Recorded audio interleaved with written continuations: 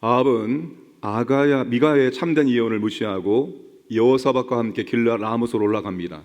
그런데 아합은 미가를 통해서 들은 하나님 말씀이 계속 마음에 걸리는 겁니다. 그 말씀을 안 들었다면 좋았을 걸. 그 말씀을 안 들었으면 좋았을 걸.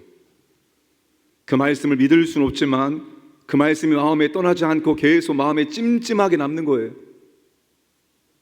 계속 마음을 불편하게 만드는 겁니다. 찜찜한 거예요. 우리가 종종 그럴 때가 있습니다. 하나님 말씀이, 들었던 말씀이 마음에서 계속 생각나고 마음에 떠나지 않고 마음을 찜찜하게 만드는 것입니다. 여러분, 이런 현상이 뭘까요? 왜 그 말씀이 나를 불편하게 만들까요? 왜 찜찜하게 만들까요? 왜 마음에서 사라지지 않고 계속 내 마음을 불편하게 만들까요? 그것이 바로 말씀에 순종하라는 성령의 감동하심일 수 있습니다. 로마서 14장 23절에 믿음을 따라 하지 아니하는 것은 다 죄니라. 믿음을 따라 행하지 않은 것은 다 죄니라. 내가 지금 찜찜하고 불편한데도 불구하고 내가 하고 싶은 대로 하는 겁니다. 그게 바로 믿음을 따라 하지 않는 것입니다. 어떤 말씀이 내 마음에 계속 남고 생각나고 찜찜하게 만들고 내 마음을 불편하게 만드는 것은 그 말씀대로 순종하라는 뜻입니다. 그럴 때 여러분, 그 말씀을 우리가 무시하고 밀어내서는 안 되는 것입니다. 미가야를 통해 주신 말씀이 마음에 걸리고 찜찜하니까 아합이 어떻게 합니까? 30절입니다. 이스라엘 왕이 여호사밧에게 이르되 나는 변장하고 전쟁터로 들어가려 하노니 당신은 왕복을 입으소서 하고 이스라엘 왕이 변장하고 전쟁터로 들어가니라.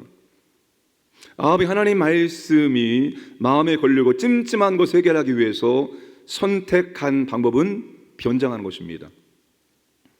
왕이 아닌 것처럼 일반 병사처럼 이었다는 거예요. 그 대신 여호사밧은 왕복을 입고 전쟁터로 나가라고 말합니다. 멀리서 보면 누가 봐도 여호사밧이 이스라엘 왕이 되는 거죠. 전쟁이 시작되었습니다. 아람왕은 병거의 지휘관 32명에게 일반 병사 절대 건드리지 말고 오직 이스라엘 왕과만 싸우라고 합니다. 이스라엘 왕을 찾아 죽이라고 명령합니다. 여러분, 아합이 일반 병사로 변장할 때 아람 왕의 이러한 전략을 예상하고 변장한 것입니까? 아니겠죠.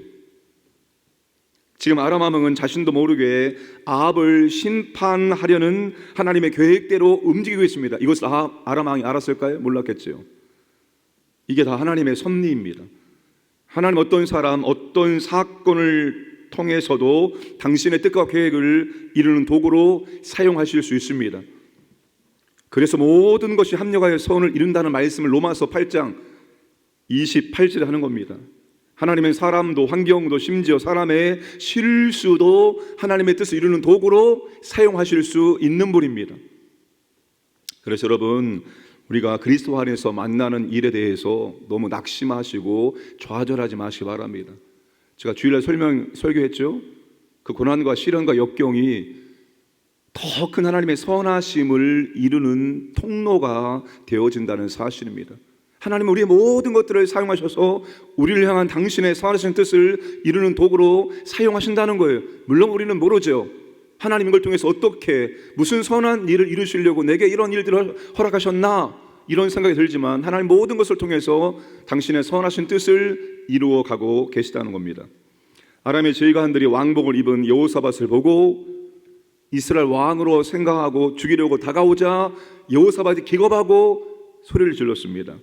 그러자 병거대 지휘관들이 이스라엘 왕이 아님을 알고서 추적하기를 그만두고 돌아섰습니다. 여러분, 이것처럼 재미있는 내용이 없습니다. 얼마나 재미있습니까? 여러분, 아람의 지휘관들에게 여호사밧은 아군입니까? 조건입니까? 조건이죠. 그것도 여러분 유다의 왕입니다. 그러면 여러분, 비록 이스라엘 왕이 아닐지라도 그 여호사밧을 죽이는 것이 마땅한 거예요. 그런데 여호사밧이 소리쳤다고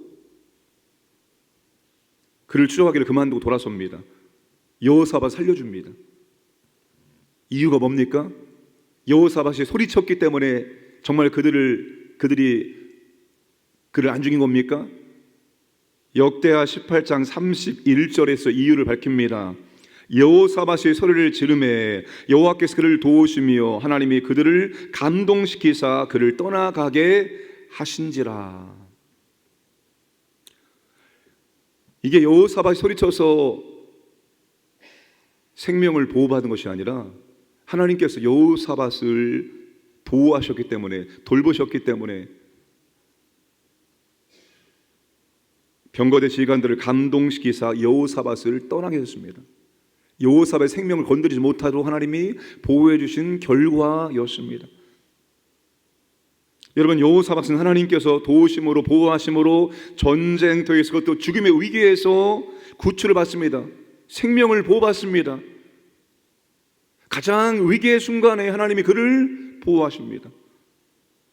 그런데 여러분, 여호사밧의 보호와 아합이 대조를 이루고 있습니다. 변장하고 전쟁에 참여한 아합은 어떻게 될까요?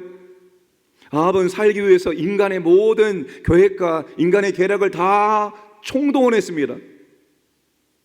이렇게 하면 안전할 거야, 이렇게 하면 보호받을 거야, 이렇게 하면 살 수 있을 거야, 인간이 할 수 있는 모든 것을 다 동원했습니다. 그것이 통할까요? 34절에 한 사람이 무심코 활을 당겨 이스라엘 왕의 갑옷 쏘기를 마친지라. 왕이 그 병거 모든 자에게 이르되 내가 부상하였으니 내 손을 돌려 내가 전쟁에서 나가게 하라 하였으나, 한 사람이 무심코 활을 당겨 이스라엘 왕의 갑옷 쏠기를 마칩니다. 한 사람이, 이름도 주의도 없는 미천한 그 한 사람이 무심코 목표를 정조준해서 쏜 것이 아니라 그냥 쏜 화살입니다. 그런데 그 화살이 어디에 꽂힙니까? 갑옷 솔기에 꽂힙니다. 갑옷과 갑옷 사이 이음매로 가장 약한 부분에 그 무심코 쏜 화살이 박힙니다.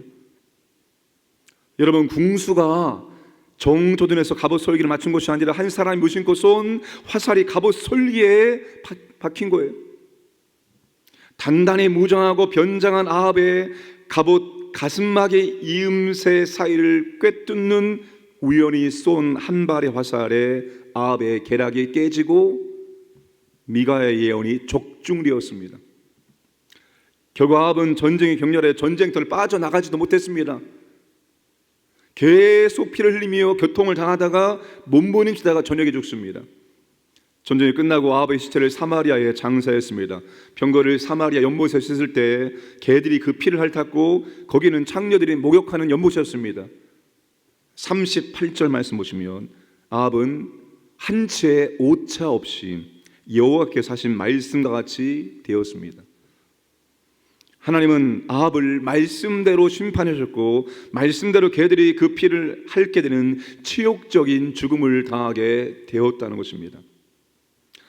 아합은 변장과 바꿔치기로 심판의 하나님 말씀을 피할 줄 알았습니다. 그러나 모든 상황을 통제하시고 사용하시는 분은 아합이 아니라 바로 하나님이셨습니다. 말씀 때문에 마음이 찜찜할 때 아합이 해야 할 일은 변장해서 하나님 말씀을 피하는 것이 아닙니다. 진짜 말씀 앞에 그의 마음과 그의 삶을 고쳐먹는, 말씀 앞에 그의 마음과 삶을 단장하는 게 그에게 필요한 것이었습니다. 여호사밧처럼 여호와의 말씀 먼저 듣기를 원한다면 전쟁 한복판에서 죽음의 위기에서 하나님이 도우시고 보호하심으로 살 수 있습니다. 그러나 아합처럼 말씀을 무시하고 말씀을 피하면 변장할지라도 우연히 쏜 한 화살에 그는 맞아 죽게 된 것입니다. 그러므로 여러분, 우리가 하나님 말씀 앞에 변장하지 마시기 바랍니다. 하나님 말씀을 피해서 이리 피하고 저리 피한다고 말씀이 피해지는 것이 아닙니다. 말씀을 피하고 말씀 앞에 변장하는 것이 아니라 하나님 말씀을 주실 때 말씀 앞에 회개하고 말씀 앞에 단장하고 말씀대로 순종하는 게 중요한 것입니다. 하나님이 우리에게 원하는 것은 위대한 업적이 아닙니다. 39절 보세요. 39절 말씀 보시면 아합의 남은 행적과 그가 행한 모든 일과 그가 건축한 상하궁과 그가 건축한 모든 성읍은 이스라엘 왕 역대 지략에 기록되지 아니하였느냐. 북이스라엘 역사에서 가장 건축에 능한 왕이 아합이었습니다. 가장 안정된 시대를 안겨주었던 왕이 아합이었습니다. 그런들 무슨 소용이 있습니까? 유능하고 인간적으로 괜찮은 사람이 되는 것 중요하죠. 필요하죠. 그런데 그것보다 더 중요한 것이 있습니다. 그것은 하나님 말씀을 듣고 하나님 말씀대로 단장하며 살아가는 것입니다. 여러분, 하나님께서 우리에게 말씀을 주십니다. 하나님이 주신 말씀은 내 마음에 들어옵니다. 내 마음에 심겨집니다. 말씀을 씨앗입니다. 말씀을 씨앗이기 때문에 우리 마음밭에 말씀이 들어오면 그 말씀이 역사하고 작용합니다. 그 말씀이 사라지지 아니하고 그 말씀이 생각나고 그 말씀이 나를 불편하게 만들고 그 말씀이 나를 찜찜하게 만드는 겁니다.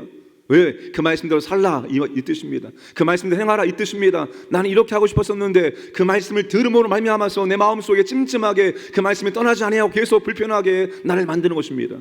그때 그 말씀을 무시하고 그 말씀을 피하는 게 아니에요. 그 말씀을 붙잡아야 됩니다. 그 말씀 붙잡고 그 말씀대로 순종하는 거예요. 하나님이 아합에게 그걸 원했던 겁니다. 네가 말씀을 피하고 말씀에 변장한다고 해서 말씀이 피해지는 것이 아니라 말씀을 끝까지 너를 쫓아가서 말씀대로 이루어지게 하신다는 것입니다. 사랑하는 여러분, 말씀대로 신앙생활을 하려고 애를 쓰시길 바랍니다. 말씀대로입니다. 말씀대로 여호와께서 하신 말씀과 같이 되었더라. 말씀대로 심판되었고 말씀대로 모든 일들이 이루어집니다. 하나님은 철저히 말씀대로 하신 분입니다. 여러분, 하나님과 우리의 관계는 언약 관계입니다. 더 쉬운 말로 풀을까요? 계약 관계입니다. 계약 관계. 여러분이 계약서에 도장을 찍고 저 사람이 계약서대로 하지 않으면 어떡할까요? 그렇게 염려 근심합니까? 계약서에 사인하고 도장 찍으면 그걸로 끝나는 거예요. 모든 절차는 계약서대로 진행되는 겁니다. 하나님과 우리의 관계 언약 관계, 계약 관계입니다. 우리가 말씀대로 행하면 하나님 말씀대로 행하시는 거예요. 그러니까 두려워 떨 필요가 없습니다. 하나님 이렇게 안 하면 어떻게 하지? 나는 분명히 말씀대로 했는데 하나님 이렇게 안 하면 어떻게 하지? 두려워 떨 필요 없는 거예요. 그분은 말씀대로 행하시는 분이기 때문입니다. 당신의 언약에 신실하신 분입니다. 구약부터 신약까지 그분이 말씀 어긴 적이 단 한 번도 없습니다. 그분은 자신이 말씀에 자신을 걸어놓은 분입니다. 그러니 여러분, 말씀대로 신앙생활을, 교회생활을 해 나가시기 위해서 애쓰는 저와 여러분 되기를 주님의 이름으로 축복합니다.